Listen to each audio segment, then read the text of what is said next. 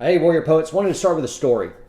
I had a buddy back in college. We were sparring partners. So jiu-jitsu, MMA, we were always kind of going at it, getting better from each other. Real good friendship. But one day this dude, something bad happened to him. I don't remember whether, just life sucked in general or he got dumped by a girl he loved. I'm not really sure. But for whatever reason, this dude was somewhere on just the brink of absolute despair and horrible rage. And he wanted to take it out on the mat. And so he got with me and we just started fighting. As he was just angry, part of it is I feel for my friend and I don't really care as much about fighting and winning and the art and the craft and rage. I don't really care as much about victory. I'm just kind of like, dude, what is wrong with my buddy here?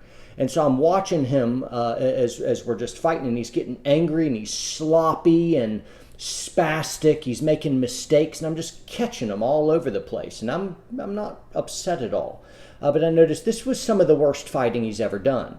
He was angry and he was aggressive, and sometimes that anger and that aggression, especially against somebody untrained, you throw just hurtling aggression and rage and they step back and you're able to conquer them, but that doesn't work against a tactician. The first one that loses their cool is usually the one that loses. And this buddy of mine just got worse and worse as I just annihilated him. And he was a good fighter. He was just fighting very poorly. As I saw this and I'm just seeing him snowball into despair, I start easing up a little bit. I'm not going hard. And he knew it immediately as I start easing off of him. And he looks at me furious. He's like, yeah, what was it? Don't go easy on me. And so I didn't. I just kind of did my thing. I wasn't going 100%, but I wasn't. I was fighting, still he just got worse and worse until finally he just broke down. We were done, and he just kind of snapped. And then we had some friend moments after that. What I'm getting at here is I've talked about rage and how in former videos I've done is rage can be a really helpful thing to overcome an adversary. It's helpful for a soldier. It can be helpful for a cop as soon as they need to flip that switch. It can be helpful for a fighter. It can be helpful for somebody who's trying to protect theirs and whatnot. However, uncontrolled rage, the kind of a rage where you are not in charge of your emotional faculties, where you can't think clearly. See, rage, though it can be helpful in some aspects, rage is also a complete idiot. Rage is stupid. It doesn't plan. It just charges blindly, furious. And that can be very, very dangerous. It be very, very easy to do that. You watch in any type of fight, the person who loses their cool first is oftentimes the one who loses. And this is when they're both trained type fighters. So anyway, I wanted at one hand to exalt rage and say, hey, we need rage. Rage is a good thing. I want you to calculate. I want you to plan. War and fighting is very academic until it's time, and then it's raw emotion. We need to be able to control our emotional. And what this really gets down to is how can we have rage that isn't blind and stupid? How can we have rage work for us so that we're in charge of the rage, setting its limits and parameters so that we can own it and use it and not be made stupid and lose by it? I think a lot of it comes down to mindset and heart set. A lot of it's just what is your emotional maturity and strength? See, somebody who's very, very easy, listen to me, this is cool.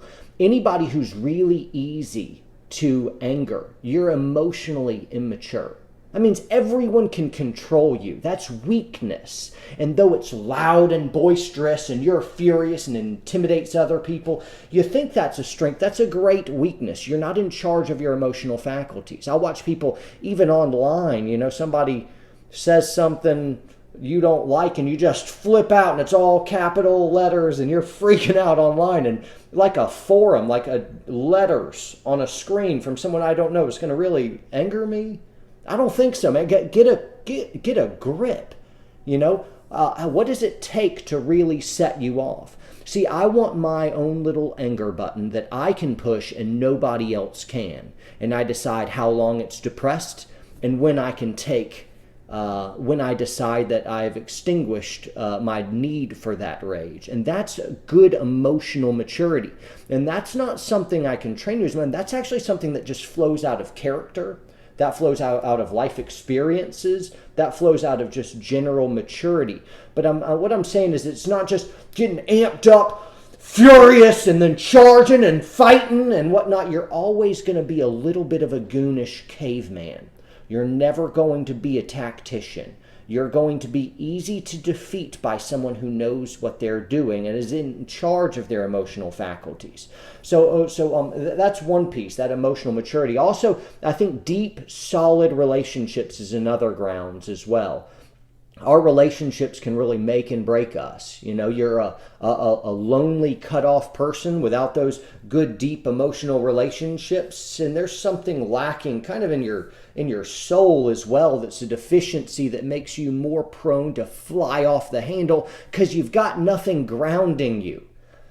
So as we warrior poets are desiring to become better protectors, better fighters, better lovers of people, understand that your relationships and your attitude and your character are all integral parts, that if you're deficient in any of these areas, you're always going to kind of be a sucky fighter. And I wanted you to know that. So warrior poets, hope you enjoyed this. If you benefited from it, share it with someone else. Like, comment, in all caps. I won't get mad at you. And see you guys.